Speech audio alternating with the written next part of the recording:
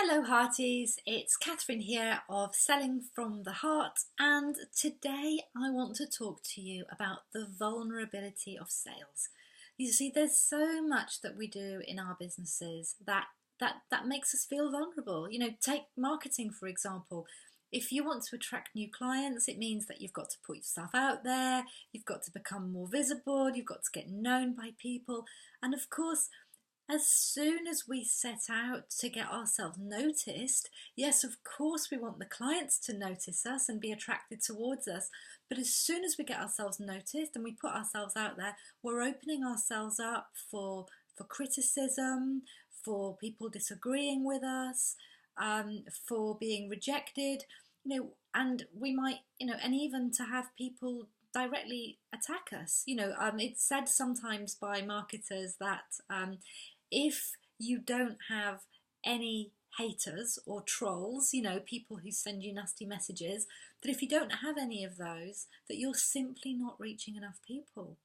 So, sort of makes sense, right? But I don't know about you, but it's not a huge consolation to me. I've been fortunate so far, touch wood, that it hasn't been a massive issue for me. But a couple of years ago, about 18 months ago, I hired an agency to run Facebook ads for me. And it was we went into the process very quickly. There wasn't a lot of consultation or research. And they ran ads driving people to an article I'd written on what to do when your client can't afford it. Now, of course, that article is great for my target audience, but it was going out on Facebook ads, and you can imagine how there was a lot of people who had perhaps their own issues around money, who found that article really very confronting, and it triggered a whole barrage of not very nice comments. So luckily I was able to see the issue here is that this advert is going in front of the wrong group of people, and so I was able to sort of detach a little bit, but it gave me a flavour of just how shocking it is to come into your email inbox or to your Facebook feed and find that where you've tried to share of yourself openly to attract clients, you've generated the people who don't agree with you. So it's tough, this whole, there's so much of business where we have to be prepared to be vulnerable and to risk having our feelings hurt and to risk having our sensitivities sort of irritated or poked at in order to grow our businesses. And I think, the sales conversation itself, in some ways, is almost even more vulnerable. There's something about that going into a conversation with just one other individual. It's very intimate, it's very personal. Both of you will feel things so much more keenly, say, than if you're communicating en masse to a group of people.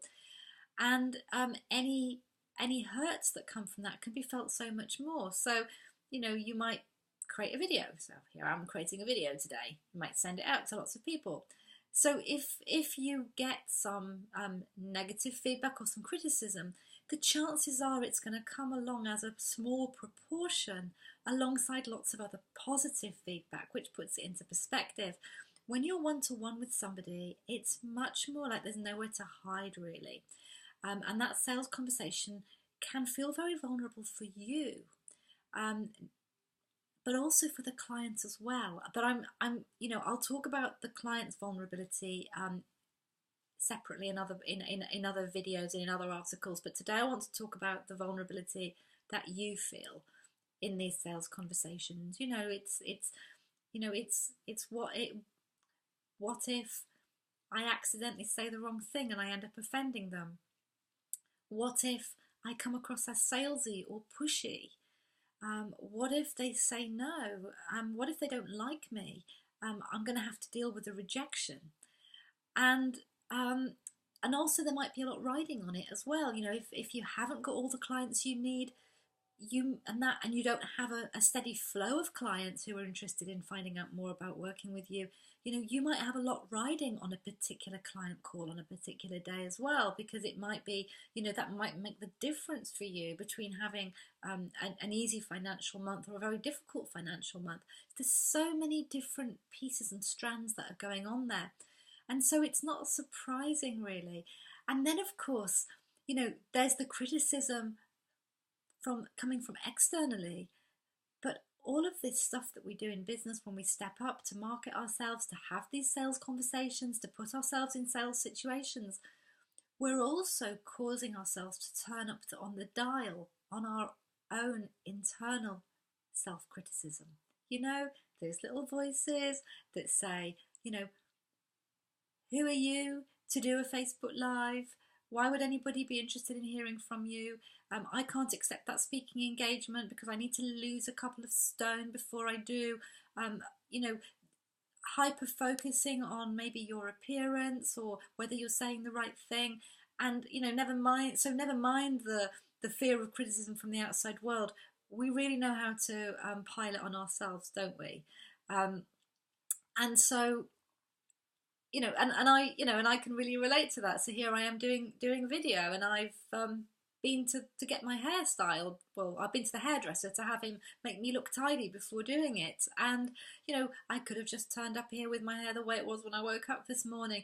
But we start to look and to criticize and to see fault in an area where somebody else might not even notice it.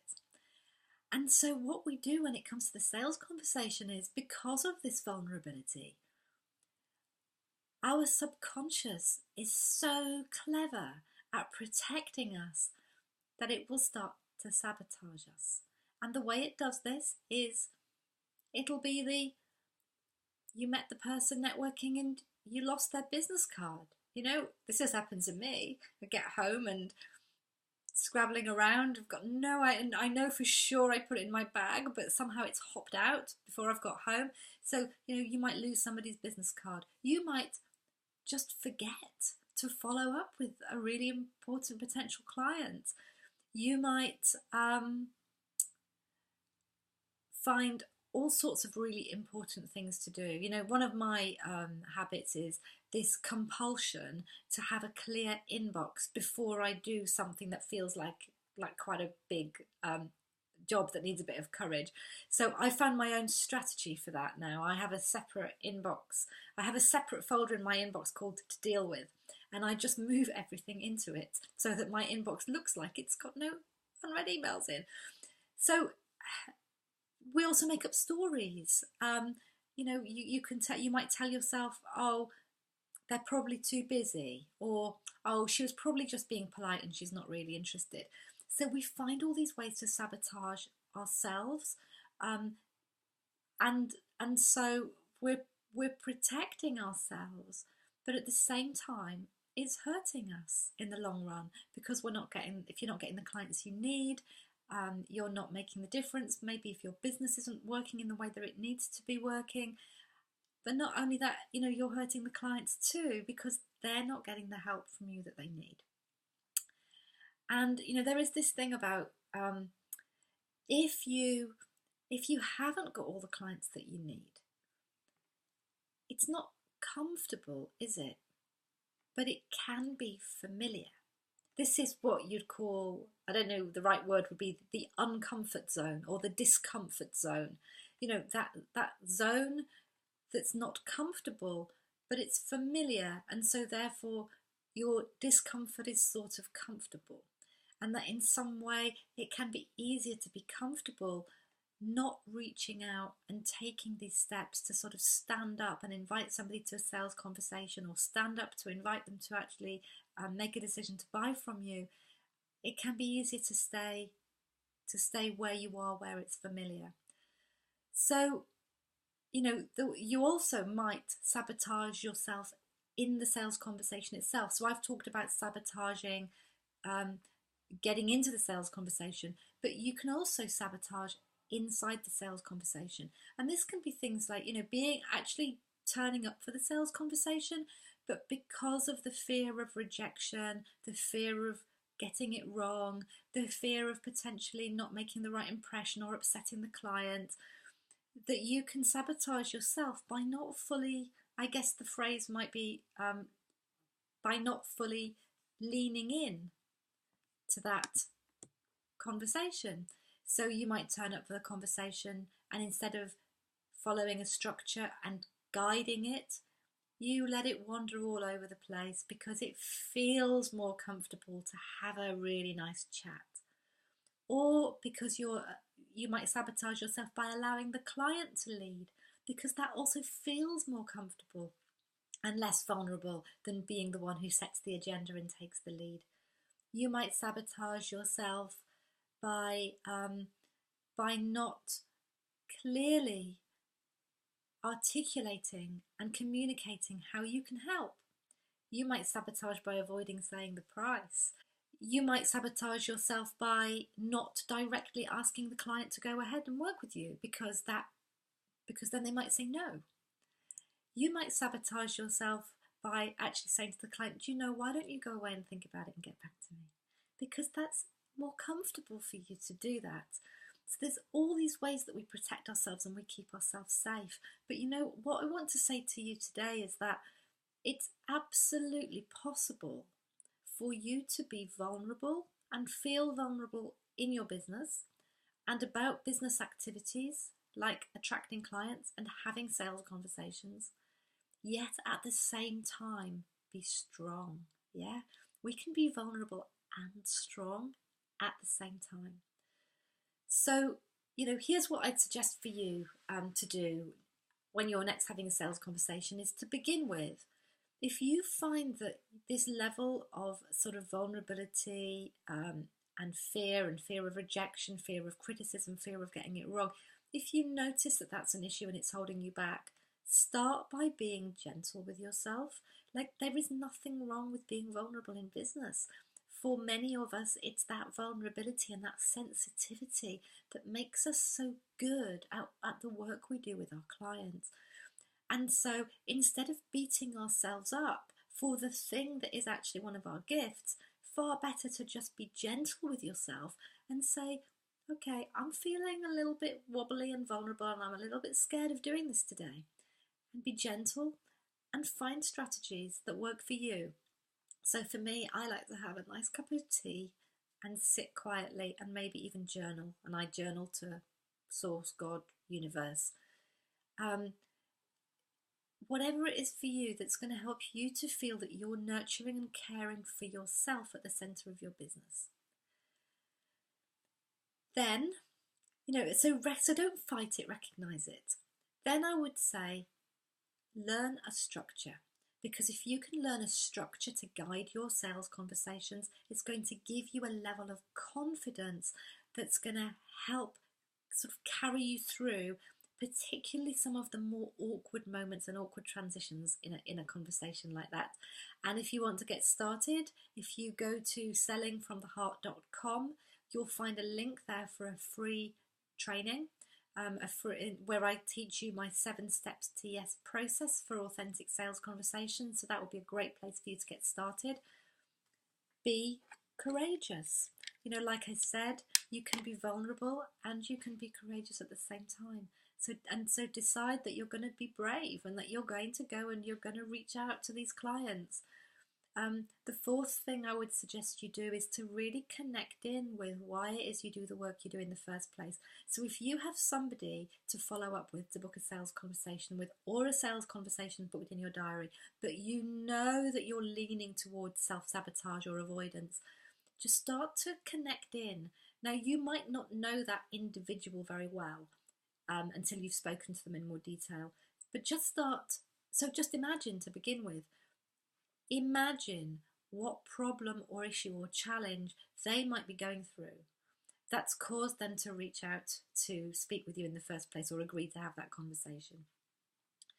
And think about how you might be able to resolve that situation and what the impact on them would be if you don't do that, so that you can actually start to connect in, to sort of disconnect a little bit from what's going on for you and your own discomfort, and start to connect into this feeling of, I'm here to serve and make a difference to others.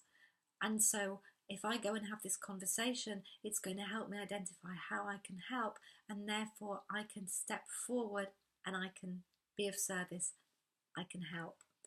And then once you've done that and you've connected in and you've got this feeling that you're sort of flowing from a place of service, the next step would be to invite that potential client to a conversation to explore whether working together would be a good thing for you both. And what's really nice about positioning it as exploring is that it removes the pressure from both of you. It removes the pressure from you to see it as a conversation where you have to sell, you know, the whole I've got to close the sale. You know, I'm really not a fan of that approach.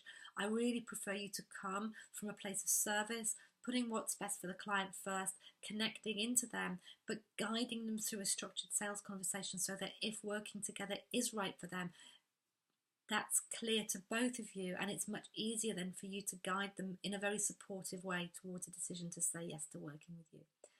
So I'd love to know how you have found this video. Do you relate to what I've said about that feeling of vulnerability, particularly if you identify as sensitive or highly sensitive? You're going to be feeling vulnerable quite a lot, but please, don't allow that to hold you back from getting your gifts out to the world, because there are people out there that need your help. So I'd love to know how this has landed. Please share comments in the comments below. I always love to hear from you. And if you found it valuable, then I'd love you to pass it on, share it with a friend, share it on social media. Thank you so much. And I'm sending you lots of love. Until the next video.